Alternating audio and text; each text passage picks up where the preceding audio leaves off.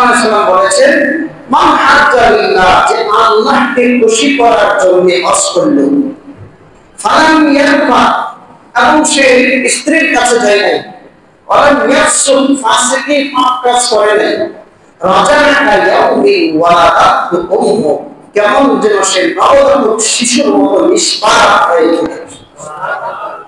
সুবহানাল্লাহ, সুবহানাল্লাহ। আসসালামু আলাইকুম ওয়া রাহমাতুল্লাহি ওয়া বারাকাতুহু। ওয়া আলাইকুম সালাম ওয়া রাহমাতুল্লাহি ওয়া বারাকাতুহু।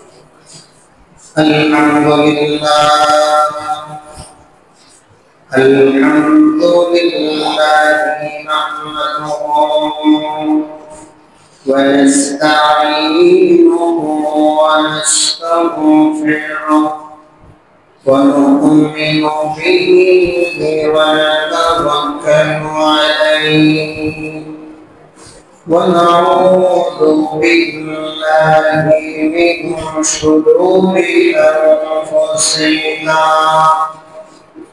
ومن سيئات أعمالنا من يهده الله فلا مضل له ومن يضلله فلا هادي له ونشهد أن لا إله إلا الله وحده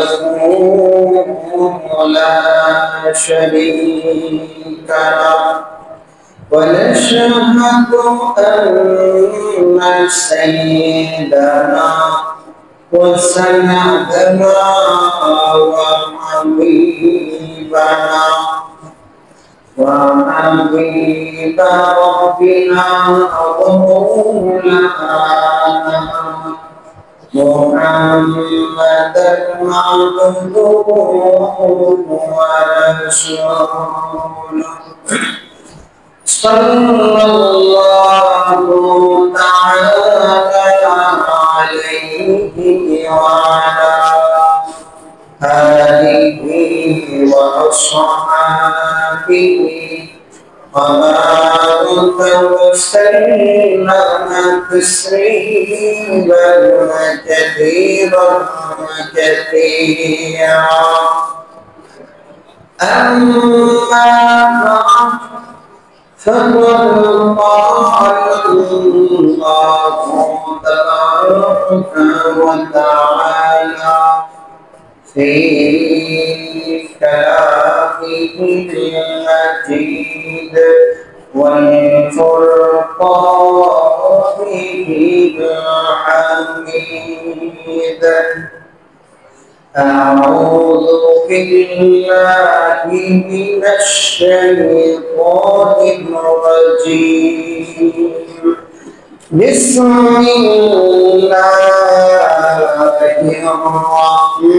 الرحمن الرحيم. الحج أشهر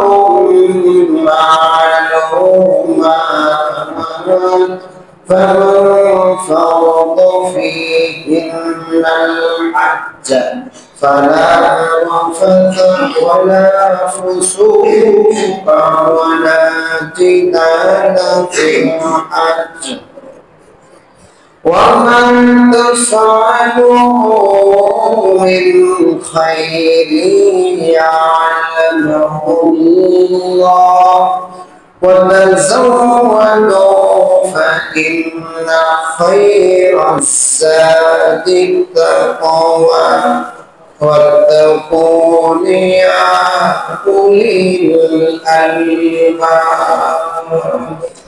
وقال النبي صلى الله عليه وسلم من حج لله فلم يرفث ولم يفسق رجع كيوم ولدته أمه فقال النبي صلى الله عليه وسلم تابعوا بين الحج والعمرة فإنهما ينفعان الفقر والذنوب أو كما قال النبي عليه الصلاة والسلام. شكرا لله. اللهم صل على محمد وعلى آل محمد كما صليت على إبراهيم وعلى آل إبراهيم إنك حميد مجيد. اللهم بارك على محمد وعلى آل محمد كما باركت على إبراهيم وعلى آل إبراهيم إنك حميد مجيد. আল্লাহ রাব্বুল আলামিনের দরবারে লাখ কোটি শুকরিয়া যে মহান রব্বুল কারীম আপনাকে আমাকে শুক্রবার দিন জুমার নামাজ আদায়ের উদ্দেশ্যে উত্তরা সোজা করা যাবে মসজিদে আগে এসে বসে কিছু কথা বলার ঘোষণার তৌফিক দান করেছে। এজন্য সকলে দিলকে উজাড় করে অন্তরের মধ্যে স্থল থেকে উচ্চ কণ্ঠে বলি আলহামদুলিল্লাহ আলহামদুলিল্লাহ। মোহতারাম হাজিরিন, এখন যে মৌসুম চলছে এটা হজের মৌসুম। এজন্য আপনাদের সামনে আজকে নিয়োগ করেছি হজের গুরুত্ব তাৎপর্য নিয়ে কথা বলবো। হজের গুরুত্ব আর তাৎপর্য প্রত্যেকটা মুমিন মুসলমানের জন্য দরকার। হজের মৌসুম এটা আবার কেমন কথা? হজ তো শুধু 5 দিন, 8 তারিখ থেকে নিয়ে জিলহজ মাসের 12 তারিখ পর্যন্ত 5 দিন হজ, এরপরে তার হজ নাই। তো এটা আবার মৌসুম হয় কিভাবে? হজের মৌসুম আল্লাহ রাব্বুল আলামিন বলেছেন কালামে পাকে, আপনাদের সামনে পাঠ করেছি সূরা বাকারা এর 197 নম্বর আয়াতে আল্লাহ বলেন আল হজ্জু আশহুরুন মা'লুমাত, হজ নির্দিষ্ট কিছু মাসের নাম, হজ নির্দিষ্ট মাসে আদায় হয়। ফামান ফারাদা ফীহিন্নাল হজ্জা, যে ব্যক্তি এই ফরজ আদায় করবে, ফালা রাফাতা ওয়ালা ফুসুকা ওয়ালা জিদালা ফিল হজ্জ, হজ আদায়কালীন সময়ে স্ত্রী সঙ্গম করবে না, ফাসিকি কাজ কাজ করবে না এবং ঝগড়া প্রসাদ করবে না। ওমা তাফআলু মিন খাইরি ইয়ালামুল্লাহ, হজ আদায়কালীন যত ভালো কাজ করবে আল্লাহ সব জানেন। ওয়াতাযাওয়াদু ফাইন্না খায়রাজ যাদি তাকওয়া, তোমরা তাকওয়ার পথ যে আছে সেটা অবলম্বন করার কথা বলা হয়েছে। মোহতারাম হাজিরিন, হজের মৌসুম, হজের মৌসুম কেউ যদি শাওয়াল মাসে ইহরাম বেঁধে ফেলে, ওই ইহরাম দিয়ে হজ আদায় করতে পারবে। শাওয়াল, জিলহজের 10 তারিখ 12 তারিখ পর্যন্ত ওই যে শাওয়াল থেকেই হজের মৌসুম শুরু হয়ে গেছে। দীর্ঘ সময় অপেক্ষমান থেকে যদি সে যদিও মাকরুহ হয় কিন্তু আদায় করলে হজ আদায় হয়ে যাবে। শাওয়াল থেকেই মৌসুম শুরু হয় হজে। আর হজের গুরুত্ব, হজ এটা এমন এক বিধান যে বিধান ইসলামী শরীয়তের মূল ফাউন্ডেশন, ফার্স্টে এর মধ্যে গুরুত্বপূর্ণ একটি বিধান। এটা 5 দিনে আদায় হইল শুধু প্রশ্নেরই একটা কাজ, লম্বা সময় প্রস্তুতি নিতে হয়। এজন্য হজের মৌসুম বলা হয়েছে। আল্লাহ তাআলা কালামে পাকে বলেছেন আল হজ্জু আশহুরুন মা'লুমাত, এক হজ এক মাস নয়, মাস সাক্ষরের বছর কয়েকটা মাস, এর মানে একের মধ্যে কয়েকটা মাস মিলে হজের মৌসুম হয়। এই পুরাটা সময়ের ভেতরে আমরা আলোচনা করব হজ নিয়ে, কোরবানি নিয়ে, ঈদুল আজহা নিয়ে, আল্লাহ তাআলা যদি তৌফিক দান করেন ইনশাআল্লাহ। হজের গুরুত্ব এবং তাৎপর্য বিষয়ে সর্বপ্রথম মুসলিম শরীফের একটা হাদিস আপনাদের সামনে পাঠ করব। আল্লাহ রাসূল সাল্লাল্লাহু আলাইহি ওয়াসাল্লাম বলেছেন, বুনিয়াল ইসলামু আলা খামসিন, ইসলামের ভিত্তি পাঁচটি জিনিসের উপর। শাহাদাতি আল্লা ইলাহা ইল্লাল্লাহ, এক নম্বর আল্লাহ তাআলা সাক্ষী দেওয়া, ওয়া আন্না মুহাম্মাদার রাসূলুল্লাহ, এবং আল্লাহ তাআলার প্রেরিত মুহাম্মদ রাসূল এই কথা সাক্ষ্য দেওয়া, ওয়া ইকামিস সালাত, নামাজ কায়েম করা, ওয়া ইতাইজ যাকাত, এবং যাকাত আদায় করা, ওয়াল হাজ্জি, এবং হজ ফরজ হলে তা আদায় করা, ওয়া সাওমি রমাদান, রমজান শরীফে রোজা রাখা। ইসলামের এই মূল ভিত্তি পাঁচটি জিনিসের উপরে, তারপরে শাখাগুলো বের হয়ে আসছে। এখানে যে মৌলিক জিনিসটা উল্লেখ করেছেন, একটি হলো আকীদাগত, আরেকটি হলো ইবাদতগত। পাঁচটি জিনিসের মধ্যে যেটা আমরা আকীদা বা বিশ্বাস করি অন্তর থেকে, সেটা হলো কালিমা। সেটা কি হলো? কালিমা। বাকি হইল চারটা। এই চারটি আমলীগত, ইবাদতগত, আমলী। এই চারটি কি বলা? আমলীগত। এই আমলকে তিন ভাগে ভাগ করা হয়েছে। এই আমলকে কয় ভাগে ভাগ করেছে? তিন ভাগে। আমরা যদি খেয়াল না করি তাহলে বিষয়টা বুঝতে কঠিন হয়ে যাবে। আমলকে তিন ভাগে ভাগ করা হয়েছে। একটি আমল হলো শারীরিক আমল, যেমন নামাজ, রোজা।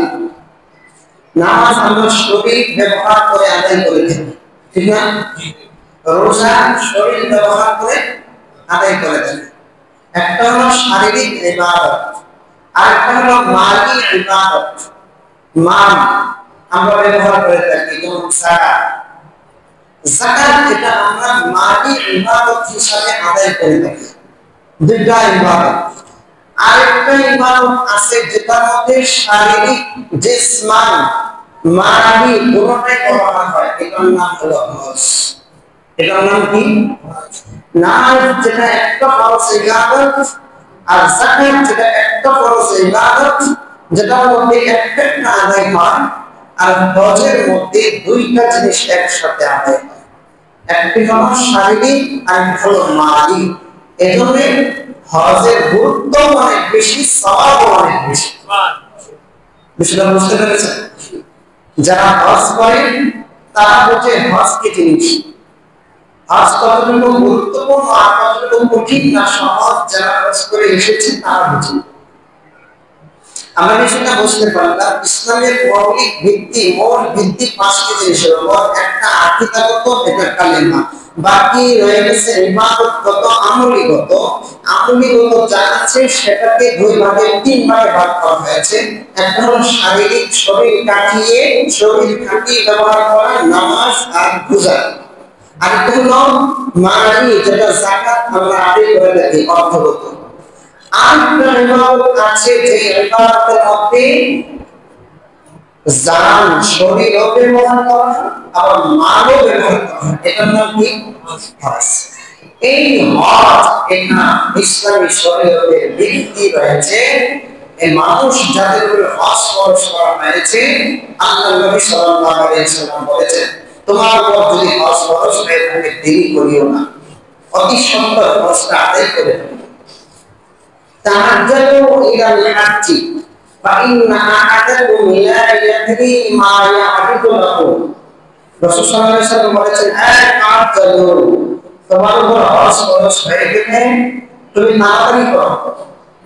ফাইন্না আহাদাকুম লা ইয়াদরি মা ইয়াহদিতু লাহু, কারণ তোমার সামনে কি প্রেক্ষাপট চলে আসছে সেটা তুমি জানো না। আজকে তোমার উপর ফরজ হয়েছে, আজকেই আদায় করো।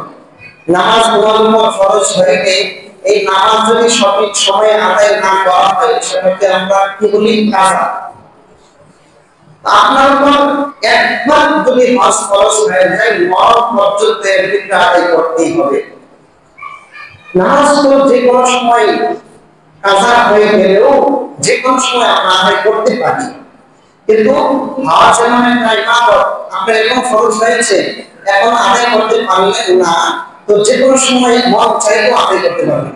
একটা প্রস্তুতি লাগে, সময় সাপেক্ষ, দীর্ঘ একটা নিয়ত নিয়ে সে কাজটা করবেন, তাহলে হজের গুরুত্ব আছে না? কেমন গুরুত্ব? একবার যদি আপনার উপর ফরজ হয়ে যায়, মরণ পর্যন্ত এই ফরজ থেকে যায়। শুধু তাই না, ফরজগুলো আপনি আদায় না করার কারণে হাসরের মাঠে, কবর থেকে নিয়ে হাসরের মাঠ আপনার এই হজে না আদায়ের ফরজিয়াতের কাফারা দিতে হবে। আপনি হজ বদল আদায় করতে পারলেন, আপনার জন্য আবশ্যক হবে ওয়ারিসিন যারা, উত্তরাধিকারী যারা, তাদেরকে বলে যাওয়া, আমার উপর হজ ফরজ ছিল, আমি আদায় করতে পারিনি, আমার পক্ষ থেকে 32 হজ হইলেও আদায় করে নিলাম। বিষয়টা কি আপনারা বুঝতেছেন?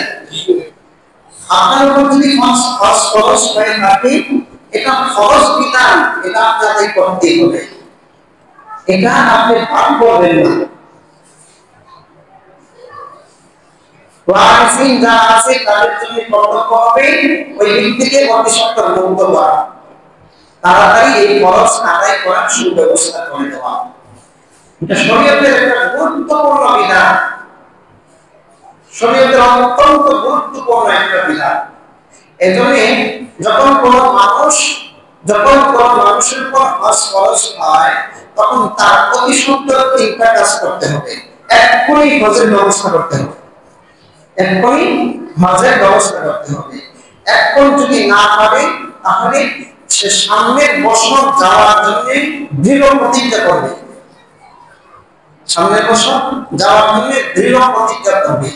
যদি সে দৃঢ় প্রতিজ্ঞার মাধ্যমে সামনের বছর যেতে পারে তো আলহামদুলিল্লাহ, না যেতে পারলে তার ওয়ারিসিন যারা, যারা আছে তাদেরকে বলে যাবে আমার পক্ষ থেকে যেন বদলি হজ আদায় করে। 3 কাজ করতে হবে।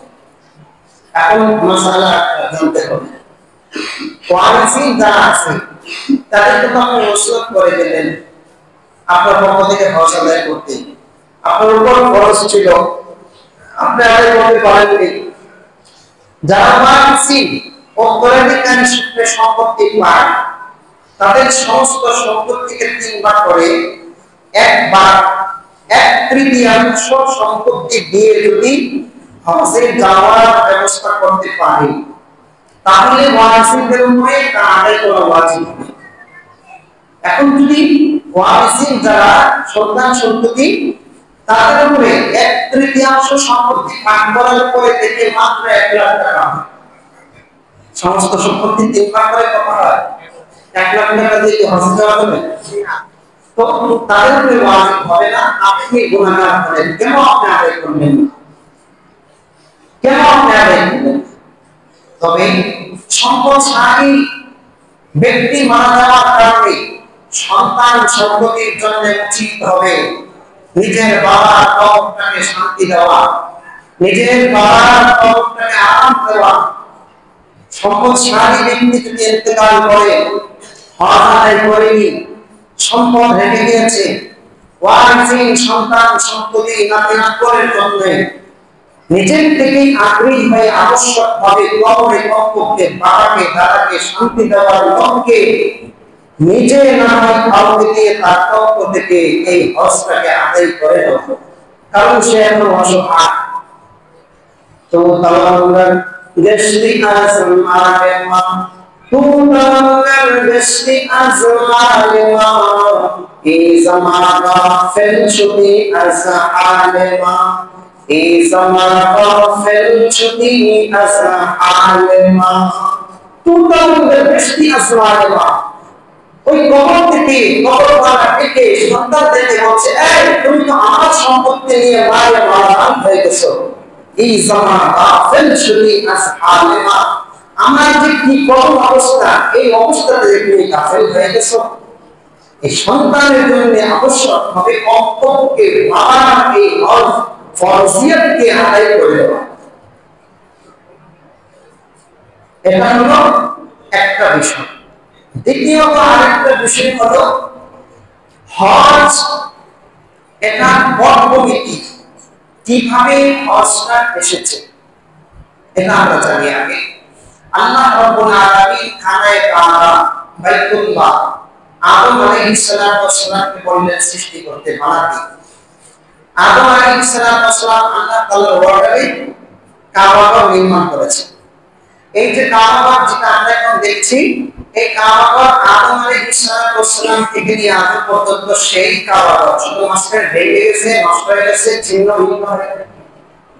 নূহ আলাইহিস সালামের সময় কোনো অস্তিত্বই ছিল না, কিন্তু কাবাঘরের তওয়াফ আল্লাহ বন্ধ করেন নাই। এই কাবাঘর বরাবর আল্লাহ ফেরেশতা নিযুক্ত করে রেখেছে, যদি কাবাঘর ছিন্ন ভিন্ন হয়ে যায় তারপরেও আল্লাহ তাআলার এই ঘরকে তওয়াফ করা ফেরেশতারা আজ পর্যন্ত বন্ধ করেনি, কিয়ামত পর্যন্ত করবে না। নূহ আলাইহিস সালামের জামানায় কাবাঘরের কোনো অস্তিত্ব নেই, প্লাবনে সবগুলোই সমান একাকার হয়ে গেছে। আল্লাহ রাব্বুল আলামিন ইব্রাহিম আলাইহিস সালামকে জিবরাইল আমিনকে পাঠায়া ইত্তলা করে দিলেন, যাও ওই জায়গায় কি করবার কথা বলো। ইব্রাহিম আলাইহিস সালাম ঘর নির্মাণ করলেন, যে জায়গায় এখন কাবাটা আছে এই জায়গায় ইব্রাহিম আলাইহিস সালাম ঘর নির্মাণ করলেন। ঘর নির্মাণ কমপ্লিট হওয়ার পরে আল্লাহর কাছে বলছে, আল্লাহ আপনার অর্ডারে যেখানে বলেছেন সেখানেই আমি ঘর নির্মাণ করেছি, এখন আমার কাজ কি? আল্লাহ রাব্বুল আলামিন জিবরাইল আমিনের মাধ্যমে ইব্রাহিমকে জানিয়ে দিলেন, তুমি একটা ঘোষণা দাও, এই ঘরের কাছে যেন মানুষ আসে এবং ঘরকে তওয়াফ করে এবং আল্লাহ তাআলার নৈকট্য যেন হাসিল করে। ইব্রাহিম আলাইহিস সালাম বলেন, আল্লাহ এই মোর নাম করে এক জায়গায় আমি এলান করলে, ঘোষণা করলে এই ঘোষণাটা কে শুনবে? এই ঘোষণাটা কে শুনবে? মরুভূমি এলাকা। আল্লাহ তাআলা বললেন, আমি বলেছি তোমাকে ঘোষণা করতে, তুমি ঘোষণা করো, আর এই আওয়াজ পৌঁছানোর দায়িত্ব আমার। সুবহানাল্লাহ। ইব্রাহিম আলাইহিস সালাম মাকাম ইব্রাহিমে উঠে ঘোষণা দিলেন, وَأَذِّنْ فِي النَّاسِ بِالْحَجِّ يَأْتُوكَ رِجَالًا وَعَلَى كُلِّ ضَامِرٍ يَأْتِينَ مِنْ كُلِّ فَجٍّ عَمِيقٍ। ইব্রাহিম আলাইহিস সালাম ঘোষণা দিলেন, দুনিয়ার সমস্ত মানুষ আমাকে দিতে বসন করে ঘোষণা দিলেন, আমি একটা ঘর নির্মাণ করেছি, আমার ঘর, সেখানে তোমরা তওয়াফ করার জন্য চলে আসো। ইয়াতুকা রিজালান ওয়া আলা কুল্লি দামিরিন ইয়াতিনা মিন কুল্লি ফাজিন আমিক। পাই হেঁটে অথবা দুর্বল ঘোড়ার আরোহণ করে পৃথিবীর দিক দিগন্ত থেকে তোমরা এখানে এসে জমায়েত হও। ইব্রাহিম আলাইহিস সালামের এই ঘোষণার পরে তাফসীরে ইবনে কাসির লেখা আছে, এই ঘোষণার পরে আল্লাহ রাব্বুল আলামিন ইব্রাহিম আলাইহিস সালামের বিস্তৃত সেই প্রতিধ্বনিটাকে বাতাসের সাথে মিশিয়ে দিলেন, যেটা দুনিয়াতে তৎকালীন সময়ে যত মানুষ জীবিত ছিল পৃথিবীর দিক দিগন্তে, প্রান্তে, পাহাড়ে, পর্বতে সব জায়গায় এই আওয়াজটুকু পৌঁছে গিয়েছে। ওই সময় যে মানুষ লাগাই করেছে সে তৎকালীন হজ করেছে, এমনকি জীবিত যত নারী রয়েছে সমস্ত নারী পেটের ভিতরে যে বাচ্চাটা ছিল তাফসীরে ইবনে কাসির লেখা আছে তারও সেই আওয়াজ পৌঁছেছে। শুধু তাই নয়, এই আওয়াজটা আল্লাহ রাব্বুল আলামিন আলমে আরওয়াহ রূহ জগতে পৌঁছিয়ে দিলেন।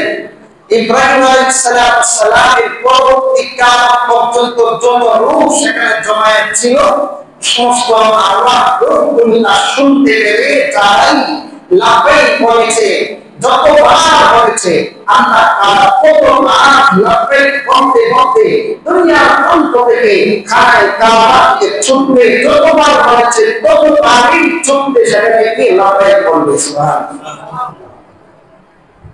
এই ঘোষণা আল্লাহ তাআলা এই ঘোষণার মাধ্যমে দিয়ে দুনিয়ার মানুষকে জানিয়ে দিয়েছে। এটা অত্যন্ত গুরুত্বপূর্ণ এই বিধান।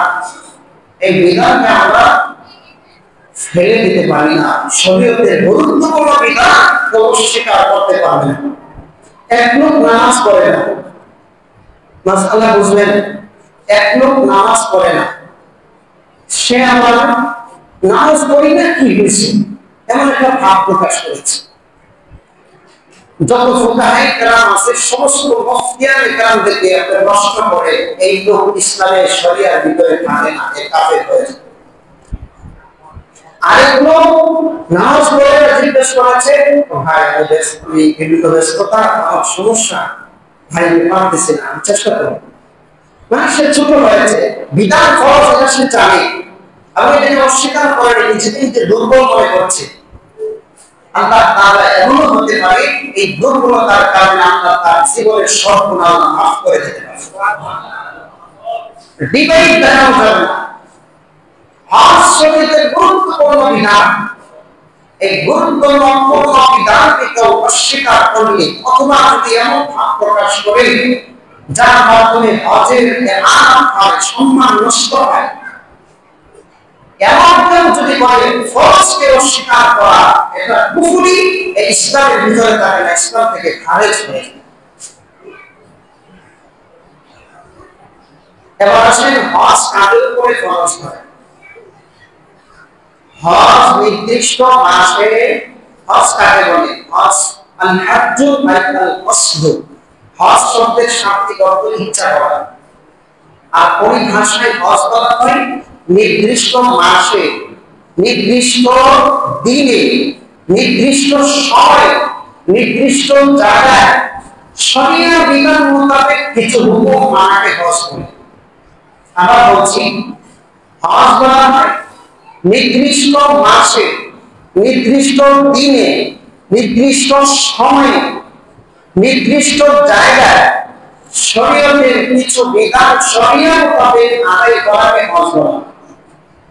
নির্দিষ্ট মাস মানে হজের মৌসুম আছে না, আল হাজ্জু আশহুরুন মা'লুমাত, নির্দিষ্ট একটা মৌসুম রয়েছে, শাওয়াল, জিলহজ, জিলহজের 12 তারিখ পর্যন্ত। এই যে সময় এর ভিতরে হজ আদায় করতে হবে। রমজান মাসে কি হজ আদায় করলে হজ আদায় হবে? কে বাবা কথা বললেন? হজ আদায় হবে? হবে না। হজ আদায় করতে নির্দিষ্ট মাসে, আবার নির্দিষ্ট দিন লাগবে।